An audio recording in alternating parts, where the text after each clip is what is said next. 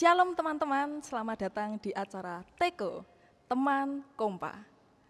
Kami akan menyajikan obrolan maupun informasi yang berkaitan dengan seluk-beluk kehidupan manusia. Nah, pada kesempatan hari ini, kita memiliki topik yang sangat spesial dan sangat menarik tentunya, yaitu tentang dunia percintaan. Nah, siapa nih muda-mudi? Ayo merapat-merapat. Oke, karena dunia percintaan itu terlalu luas, maka kita spesifikkan topik kita pada hari ini dalam toxic relationship atau hubungan toksik. Nah, apakah teman-teman di sini sudah tahu apa itu toxic relationship? Atau mungkin ada teman-teman yang sudah mengalaminya atau pernah mengalaminya? Nah, berbagai informasi ini akan kami tayangkan di program Teko kali ini. Nah, ada pepatah mengatakan bahwa tak kenal maka tak sayang. Maka biar teman-teman juga merasa sayang dengan saya sebagai moderator di sini, saya akan memperkenalkan diri saya. Perkenalkan, nama saya Tia, saya adalah salah satu pemuda dari GKJ Wonosari.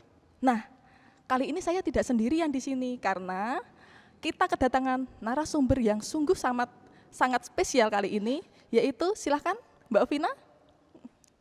Halo, nama saya Ovina, saya juga alumni pemuda karena sudah tidak not really pemuda lagi gitu Oke Mbak Ovina, di GKJ mungkin Wonosari. bisa dijelaskan Mbak Ovina sekarang kerja di mana atau lulusan apa sih Mbak Ovina ini? Oh ya, jadi saya pernah belajar di Sanata Dharma di jurusan psikologi, lulus tahun 2014. Kemudian pernah bekerja di Quick Tractor sebagai HRD dan juga pernah bekerja di RSC Klaten sebagai konselor. Dan kesibukan saat ini ya masih ini sih work hard and play hard, menikmati hidup. Oke. Wah keren sekali ya Mbak Vina ini. Jadi Mbak Vina ini adalah seorang lulusan psikologi, pernah bekerja sebagai psikolog dan konselor di suatu perusahaan. Jadi nggak perlu diragukan lagi ya narasumber kita satu ini. Oke, sebelumnya nih teman-teman dan Mbak Ovina mungkin juga saya kasih informasi bahwa sebelum kita melakukan Teko ini, jadi teman-teman tim project Teko ini telah mengadakan survei kepada teman-teman pemuda lewat akun media sosial Instagram. Jadi di survei tersebut itu ada di box question. Teman-teman pemuda di luar sana udah mengisi berbagai macam pertanyaan-pertanyaan maupun penjelasan terkait dengan topik kita pada hari ini Mbak Vina. Jadi nanti teman-teman pemuda yang melihat ini nggak usah khawatir karena pertanyaan-pertanyaan yang teman-teman membuat teman-teman penasaran pasti akan disampaikan ke Mbak Ovina dan nanti minta tolong Mbak Ovina untuk menjawab pertanyaan dari teman-teman ya. Oke, baik. Teman-teman siap untuk mendengarkan penjelasan kami? Kalau begitu Mbak Ovina juga sudah siap? Oke, siap. Oke, siap. Sebelumnya Mbak Ovina, jenenge wong Gunung Kidul. Ki ora sah nek jagongan ora karo wedangan ya Mbak Ovina. Oh, betul sekali. Monggo Mbak Ovina biar lebih rileks. Silahkan monggo diminum. Oh, nggih.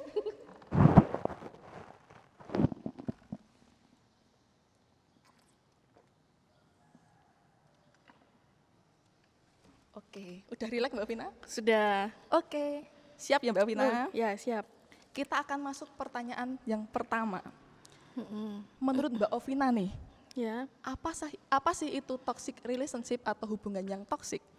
Jadi toxic relationship itu sebenarnya banyak banget ya. Jadi mulai dari tidak hanya percintaan, tapi mulai dari hubungan kita dengan teman-teman kita, dengan sahabat kita, mungkin dengan keluarga kita pun juga. Tapi yang spesifik di sini kita akan membahas tentang toxic relationship khususnya di hubungan percintaan dan mungkin di hubungan pertemanan juga karena di usia-usia pemuda remaja ini kan lagi seneng-senengnya bergaul juga gitu. Jadi toxic relationship itu sebenarnya adalah hubungan yang merugikan salah satu pihak. Jadi hubungan yang tidak menguntungkan salah satu pihak itu sudah disebut toxic relationship. Nah, tidak menguntungkannya seperti apa itu banyak bentuknya. Jadi sebagai contoh kalau misalnya dalam hubungan percintaan itu ketika banyak komunikasi yang abusive, jadi misalnya banyak ancaman, banyak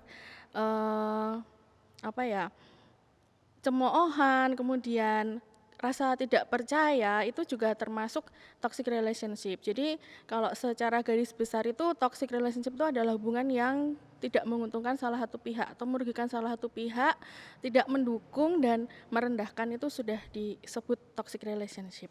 Oke, berarti dari apa yang telah disampaikan Mbak Vina bisa disebut ya toksik itu adalah eh, hubungan di mana salah satu pihak itu mendominasi pasangannya, Ya bisa bisa seperti itu contohnya, bisa salah satu mendominasi terus gitu. menyakiti. Menyakiti, bisa Oh, tidak percaya, itu juga termasuk toxic oke. relationship Jadi gitu. toksik itu teman-teman di mana pasangan itu merasa up down ketika Iya. memiliki hubungan dengan pasangannya bukan malah upgrade gitu ya. Iya, pokoknya Oke. ketika teman-teman memiliki hubungan yang merasa tidak tidak diuntungkan dari hubungan itu, tidak bisa mengambil sisi yang positif dari hubungan itu, Anda merasa dirugikan, itu sudah termasuk toxic relationship Oke. gitu.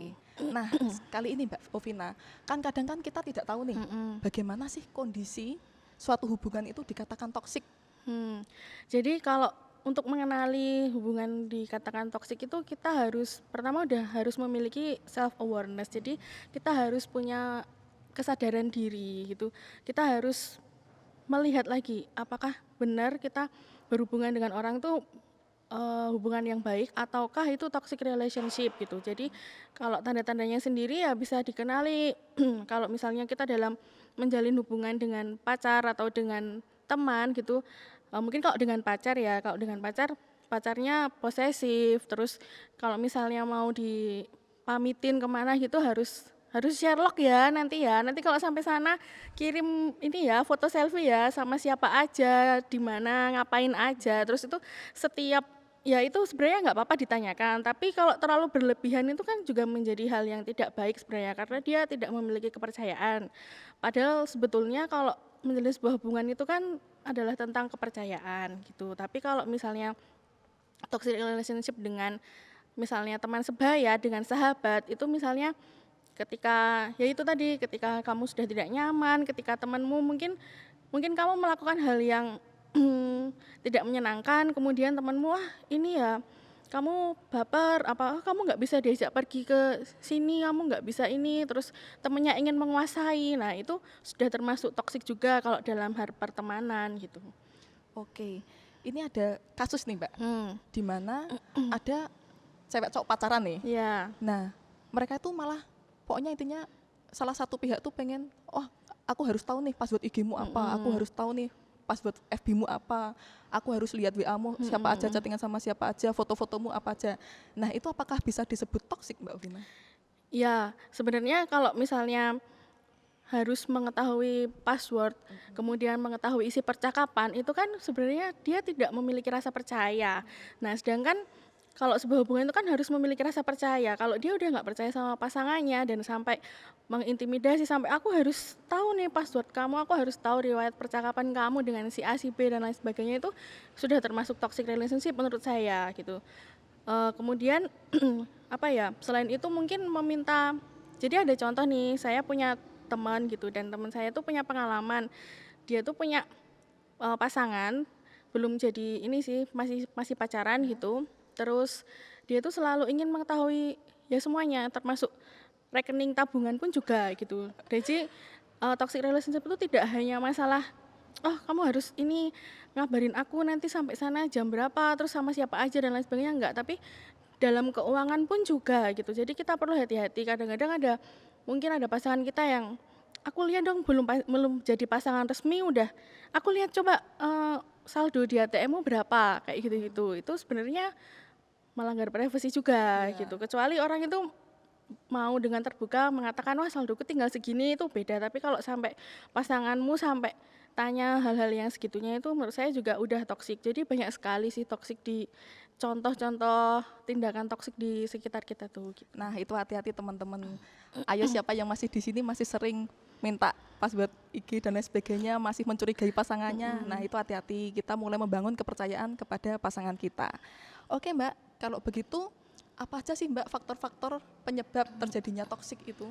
Kalau faktor penyebabnya itu ada dua ya. Kalau yang pertama tuh dari orang yang melakukan tindakan toxic relationship itu ya pertama. Jadi kalau orang itu bisa melakukan tindakan toxic itu kenapa? Karena dia itu banyak faktor. Jadi contohnya adalah dia tidak mendapatkan kasih sayang yang cukup di masa muda atau di masa kecil. Itu juga bisa menjadikan dia sebagai pribadi yang toksik karena dia merasa kurang kasih sayang dan dia takut ditinggalkan orang yang sedang dekat dengan dia saat ini gitu. Jadi dia tuh merasa bahwa supaya orangnya nggak pergi maka aku harus menjaga dengan erat kayak gitu. Tapi kalau misalnya faktor dari korban kenapa bisa terjadi toxic relationship itu salah satunya adalah karena kepercayaan diri yang kurang dan dia tidak memiliki keberanian. Jadi sebenarnya kalau misalnya orang itu punya keberanian dan punya kepercayaan diri, maka dia nggak mau diperlakukan seperti itu gitu. Pasti dia akan menyangkal, pasti dia akan melawan gitu. Tapi kalau misalnya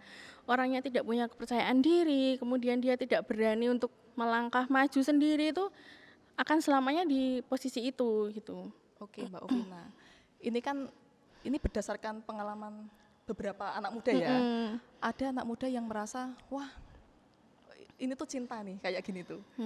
Kayak namanya cinta ya, apapun, kucing pun rasa coklat gitu ya, ibaratnya ya.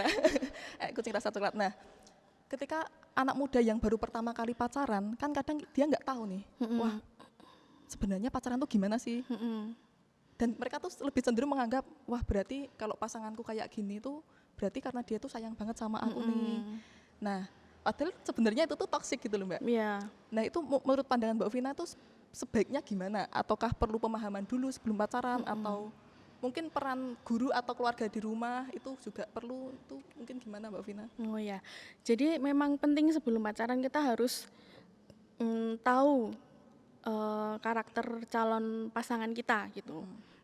Sebenarnya dengan teman pun juga seperti itu gitu. Jadi kita harus tahu karakternya seperti apa dan kita harus mendalami dulu kira-kira orangnya gimana ya, jangan langsung gitu. Dan setelah itu kalau udah mendalami karakternya, udah pengenalan, terus ya jangan langsung pacaran, tapi coba dulu deh pelan-pelan mengenal lebih jauh, terus coba kalau ngobrol tuh nyambung apa enggak, terus kalau ngobrol tuh gimana gitu. Kalau dalam percakapan itu sudah terlihat kalau nantinya itu akan membangun, akan menjadi sebuah hubungan yang membangun itu pasti merasa. Tapi kalau misalnya udah nggak cocok ya sebenarnya ya udah ditinggalin aja gitu. Tapi memang penting kita harus berada di lingkungan yang tepat dan memilih orang yang tepat untuk berelasi dengan seseorang gitu. Harus tepat ya teman-teman. Iya.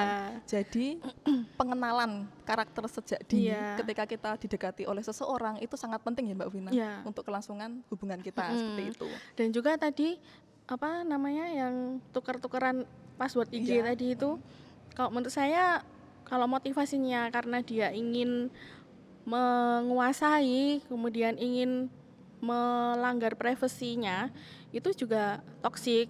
Tapi kalau misalnya dua cewek cowok ini punya usaha nih barengan, terus dia tukeran password IG tapi dengan tujuan misalnya membangun bisnis, terus nanti apalah ini tak jalanin ya akunmu terus nanti biar dapat endorse kayak gitu tuh nggak apa-apa karena itu membangun. Tapi kalau misalnya tujuannya nggak jelas, tujuannya aku cuma pengen tahu nih kamu chat sama siapa aja, kamu mention sama siapa aja, isi DM kamu kayak gitu, itu sudah melanggar privasi dan menurut saya itu juga sudah termasuk dalam toxic relationship gitu. Oke, jadi beda konteks ya teman-teman ya. Kalau misalnya ada kepentingan atau mungkin tugas atau pekerjaan yang urgent gitu ya Mbak, itu mungkin itu tidak disebut toksik. Tapi kalau ketika teman-teman mulai tidak percaya, terus pengen menguasai pasangan, itu hati-hati, itu bisa jadi itu toksik gitu ya. Dan berulang-ulang juga biasanya. Itu berulang-ulang. Oke Mbak Ovina, pertanyaan selanjutnya, nah ini ada kasus lagi nih Mbak. Oh ya. Beberapa orang yang menjadi korban toxic relationship itu biasanya ketika mereka berada di lingkaran toxic itu mereka tuh susah keluar gitu loh. Nah itu tuh apa sih Mbak yang menyebabkan, terus cara keluarnya gimana gitu? Oh ya, jadi memang banyak banget orang yang di sekitar kita yang tidak menyadari bahwa hubungan dia dengan pasangan itu toksik gitu ya. Itu banyak sekali, bahkan saya juga punya teman yang punya pengalaman seperti itu dan akhirnya dia juga memiliki keberanian akhirnya. Nah, terus yang ditanyakan tadi kenapa susah keluar ya? Nah, susah keluar dari lingkaran setan toxic relationship itu karena satu, orang itu merasa takut kalau nanti kalau aku memutuskan hubungan dengan ini, terus aku dengan siapa gitu. Terus dia nggak percaya diri gitu loh. Dia takut kalau misalnya nanti aku putus sama ini, aku nggak dapat pasangan nih, atau aku kalau misalnya nggak temenan lagi sama si ini, aku nggak dapat teman kayak gitu. Terus yang kedua, dia memang tidak sadar kalau dia itu sedang mengalami toxic relationship karena toxic relationship ini kalau misalnya kita tidak menyadari, kita tidak menanyakan dalam hati itu emang kayaknya tuh sepele karena mulai dari hal-hal yang kecil gitu. Kadang-kadang bullying itu juga tidak disadari kan padahal itu juga toksik sebenarnya. Nah, memang kita perlu menyadari dulu hubungan kita nanti toksik apa enggak ya. Nah, kalau toksik tuh terus gimana? Nah, terus kalau misalnya hubungannya toksik gitu ya, harusnya mereka tuh bisa membicarakan.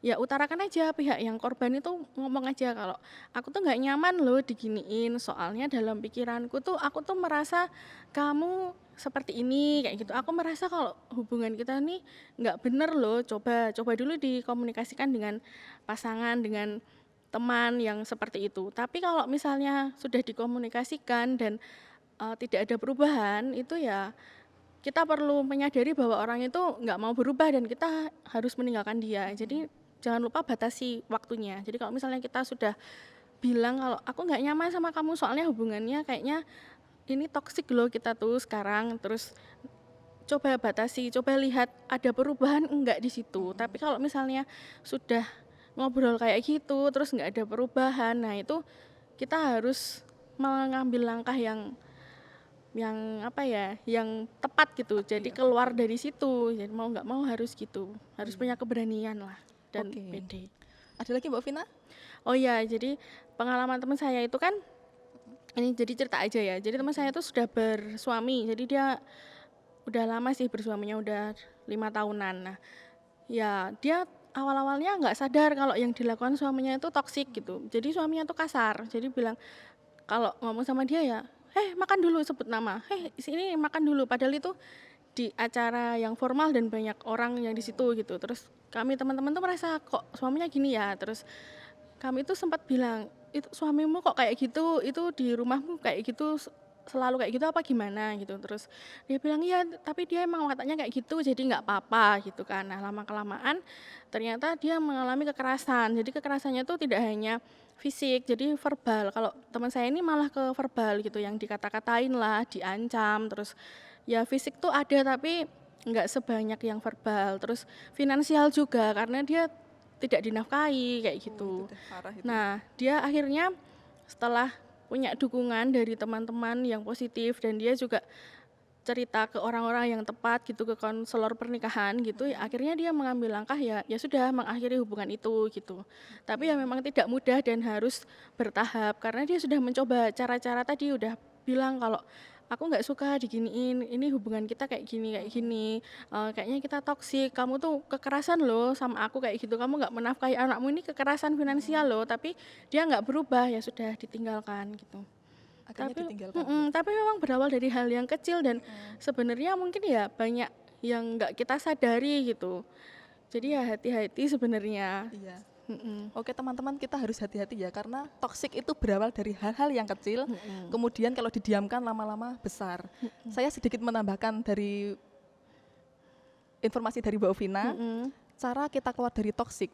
Jadi sekarang kan udah banyak nih lembaga-lembaga LSM yang melindungi hak perempuan, Iya. hak anak ataupun apapun itu Mhm. yang kita tuh bisa lapor sebenarnya di situ. Ketika teman-teman udah memiliki gejala, oh ini pasanganku toksik, oh ini keluargaku toksik. Nah, teman-teman bisa tuh Iya. buat melaporkan di sana. Itu juga ada apa namanya Instagramnya yang gratis juga. Nanti kalau misalnya saya nemu lagi saya share deh alamatnya. Saya agak lupa soalnya. Oke. Itu gratis dan bisa cerita apapun itu di situ. Dan sekarang kan juga banyak tau Mbak di Play Store itu kan banyak apa namanya aplikasi yang buat curhat itu loh. Nah itu kan juga nggak apa-apa sebenarnya. Atau di kayak Halodoc itu kan juga ada yang psikolog. Nah sekarang itu bisa cerita dari situ. Atau kalau misalnya udah parah, udah mengalami kekerasan gitu, bisa langsung lapor ke lembaga yang berwenang sebenarnya. Nah, itu mudah sekali teman-teman. Kan banyak sekali kan aplikasi-aplikasi konseling online seperti itu. Ya. Dan yang penting teman-teman tuh jangan takut untuk terbuka. Terlebih kepada orang tua terlebih dahulu ya Mbak. Ya. Kepada orang tua, karena orang tua kan pasti nggak akan diam kan ketika lihat anaknya disakiti, anaknya menderita dengan pasangannya, itu kan bakalan nggak bisa diambil diam aja gitu loh. Nah kalau udah terlalu parah bisa lapor ke lembaga-lembaga itu. Oke Mbak Ovina, selanjutnya kalau kita tetap bertahan nih, aku bakalan nekat nih, aku pokoknya percaya kalau suatu saat pasanganku tuh bakal berubah, tapi ternyata enggak. Nah kita kan tetap memegang tuh hubungan toksik itu. Nah itu efek apa aja sih yang bakalan ada di diri kita kalau kita tetap nekat gitu? Iya, sebenarnya kalau tetap nekat itu tuh ada dua kemungkinan. Yang pertama ya mungkin bisa pasangannya berubah, tetapi tidak semudah itu.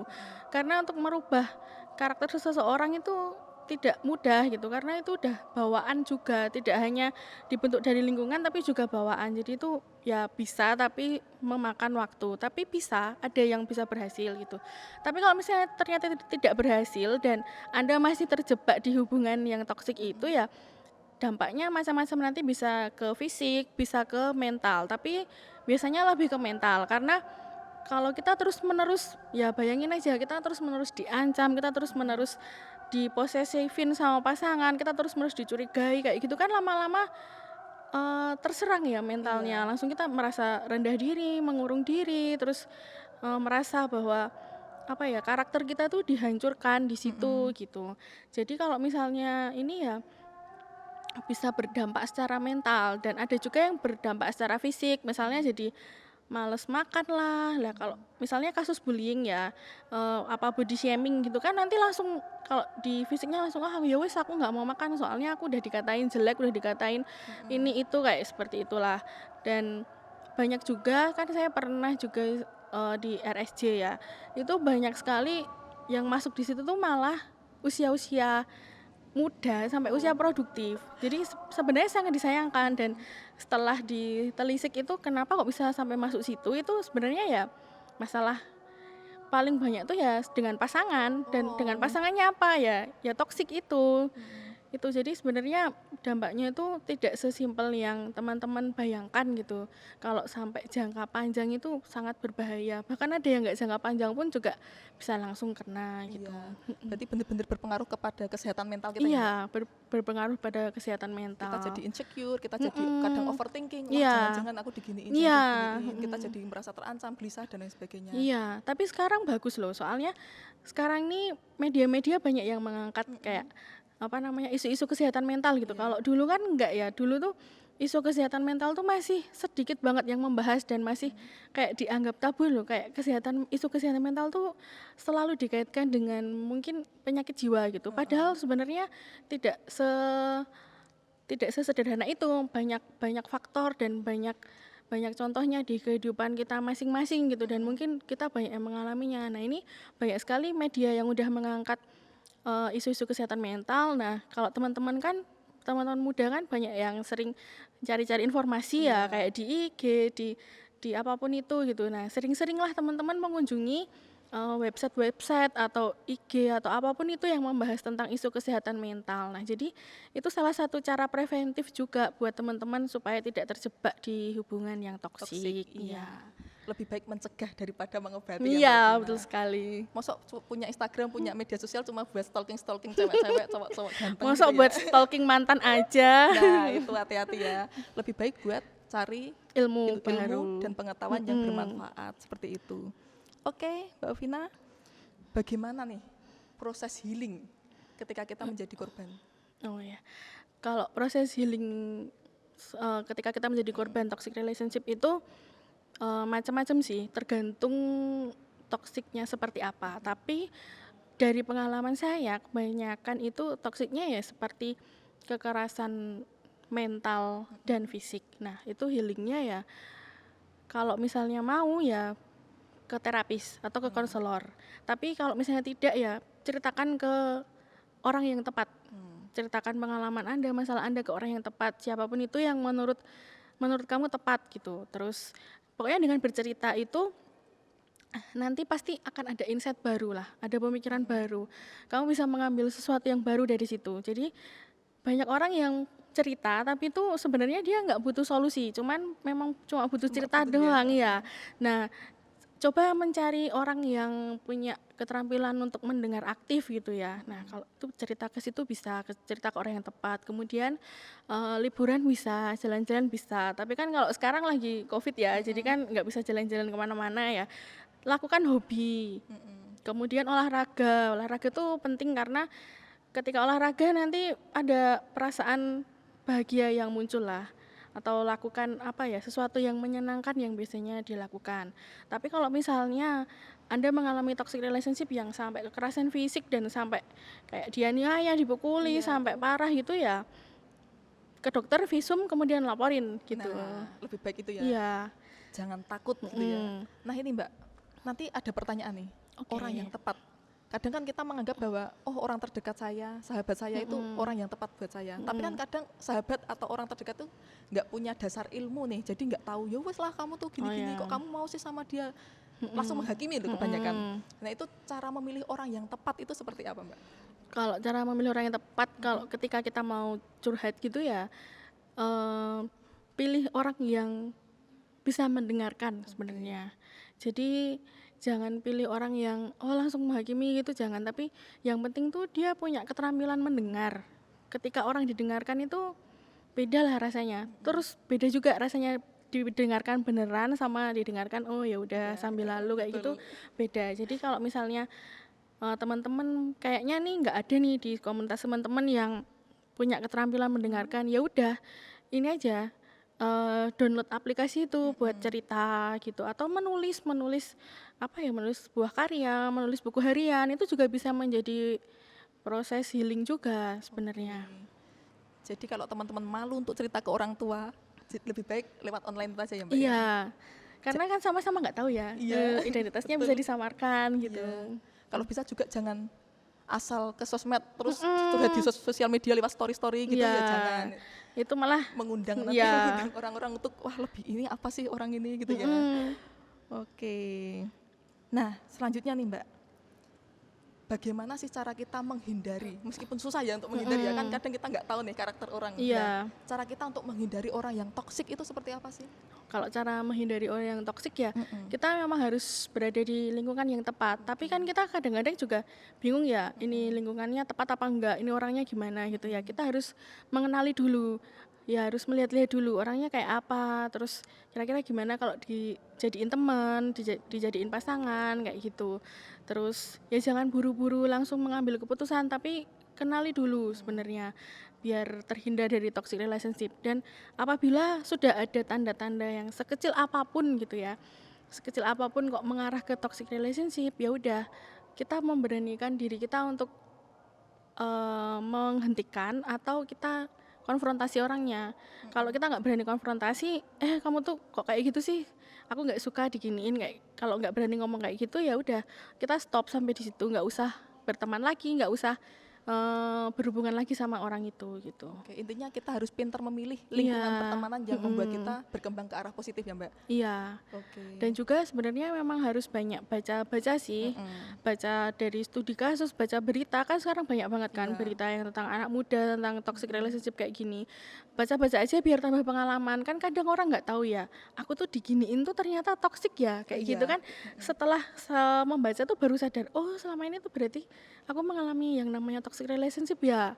Padahal sebenarnya sebelumnya tuh nggak kerasa kayak gitu. Jadi kalau misalnya banyak-banyak membaca, banyak-banyak melihat pengalaman dari sekitar juga bisa membantu kita untuk menghindarkan diri dari toxic relationship. Oke.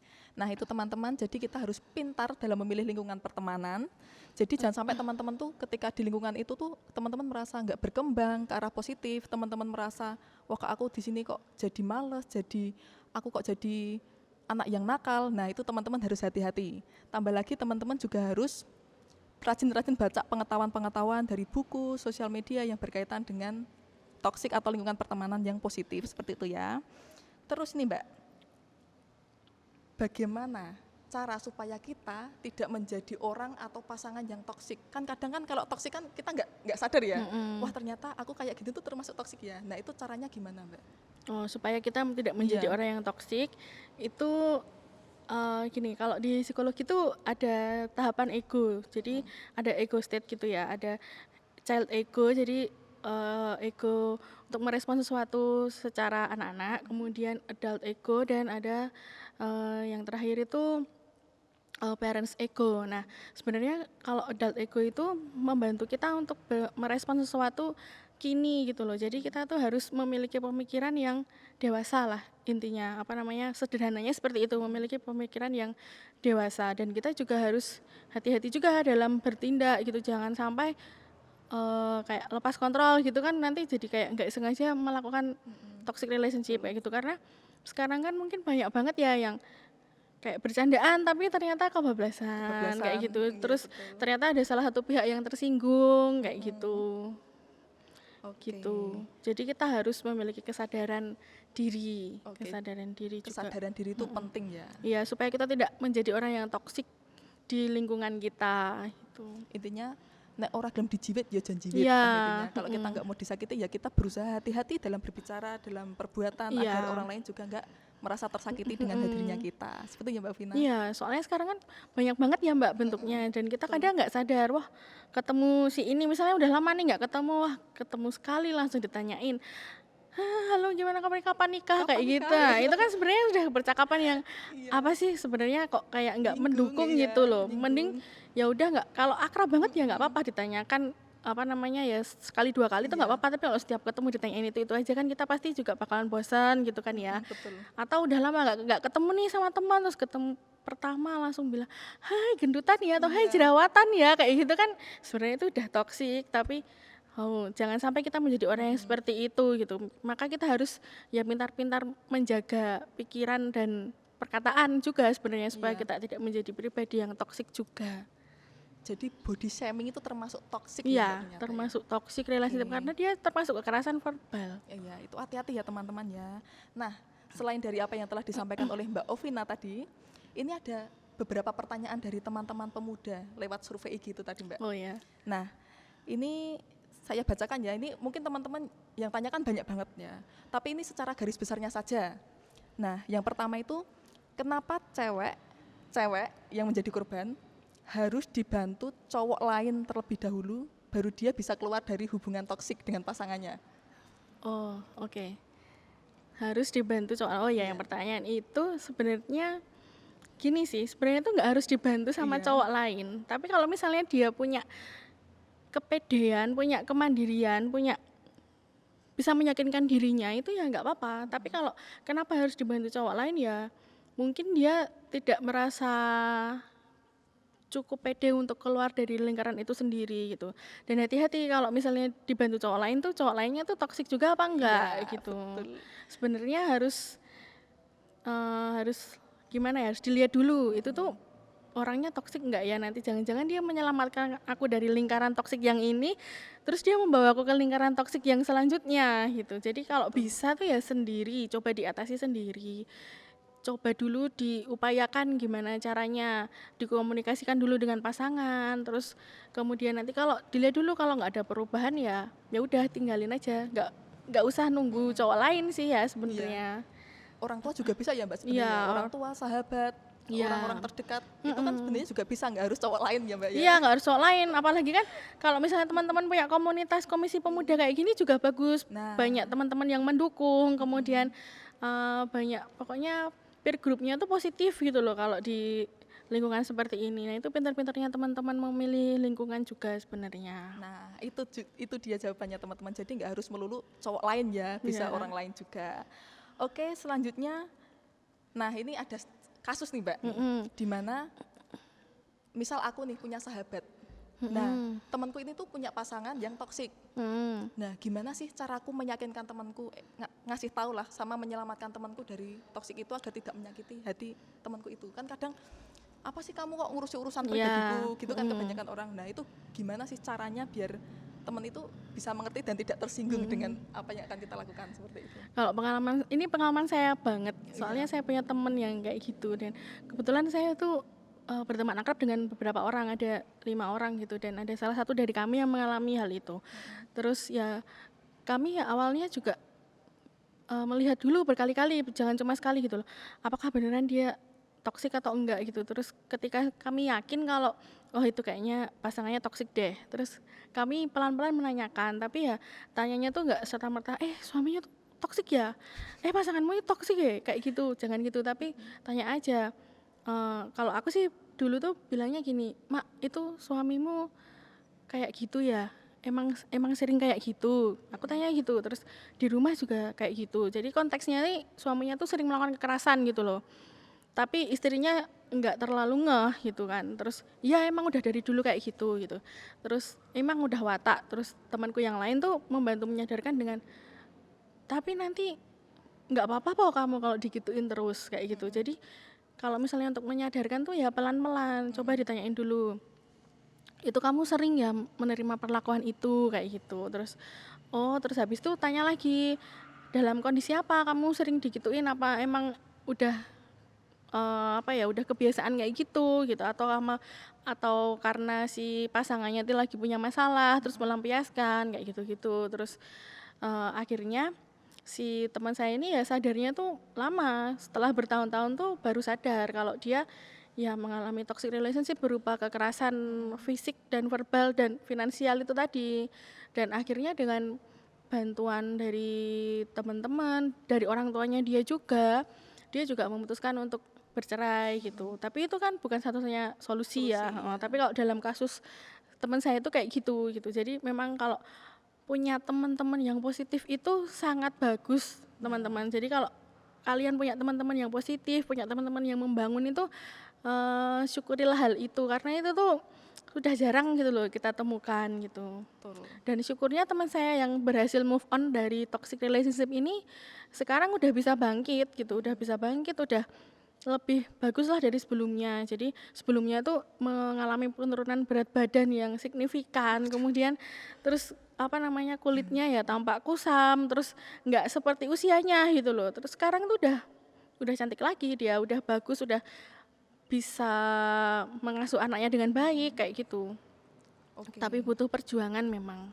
Oke, jadi sebelum terlanjur untuk menikah dengan orang toksik lebih baik lebih selektif lagi ya, Mbak. Iya, Lagi-lagi lebih selektif. lebih selektif lagi dalam memilih karena kan satu untuk selamanya. Nah, betul sekali itu teman-teman. Jadi jangan sampai wah, aku percaya nih pasanganku bisa berubah tapi ternyata endingnya malah cerai Iya. dan lain sebagainya. Itu kan malah jadi lebih apa ya? Enggak Iya, solusi yang jadi lebih rugi kita sebagai betul. perempuan. Oh ya, mungkin itu yang disampaikan Mbak Ovina tentang informasi tentang toxic relationship. Nah, oh ya teman-teman, jadi dari topik bahasan kita pada hari ini tentang toxic relationship, itu ada ayat Alkitabnya juga loh. Nah, di sini saya punya ayat nih dari 1 Korintus 16 ayat 14 yang berbunyi, "Lakukanlah segala pekerjaanmu dengan kasih." Nah, kasih itu apa aja sih sebenarnya? Kita akan baca lagi di 1 Korintus 13 ayat 4-5 yang menjelaskan bahwa kasih itu sabar, kasih itu murah hati, kasih itu tidak cemburu, ia tidak memegahkan diri dan tidak sombong, ia tidak melakukan yang tidak sopan dan tidak mencari keuntungan diri sendiri, ia tidak pemarah dan tidak penyimpan kesalahan orang lain. Nah, siapa di sini yang sudah menerapkan kasih itu dalam hubungan dengan pasangan kalian? Semoga teman-teman di sini juga bisa menerapkannya ya, karena Tuhan pun juga berkehendak kalau kita memiliki pasangan, jangan sampai kita menjadi pasangan yang toksik seperti itu ya. Oke, mungkin sekian perbincangan dari kami. Terima kasih banyak Mbak Ovina sudah Iya, meluangkan waktunya, sama-sama. sudah memberikan informasi yang sangat bermanfaat bagi kita. Nah, maka dari itu teman-teman kita diajak untuk lebih menilik diri kita masing-masing lagi, apakah diri kita tuh toksik atau diri kita itu apa ya, memiliki pasangan yang toksik gitu ya, biar lebih hati-hati. Sampai jumpa. Kalau ada komentar maupun masukan-masukan dari teman-teman boleh loh ditulis di kolom komentar YouTube ini. Jangan lupa di like, di share, dibagikan ke orang-orang yang juga pasti membutuhkan informasi seperti ini. Terima kasih, sampai jumpa. Tuhan Yesus memberkati.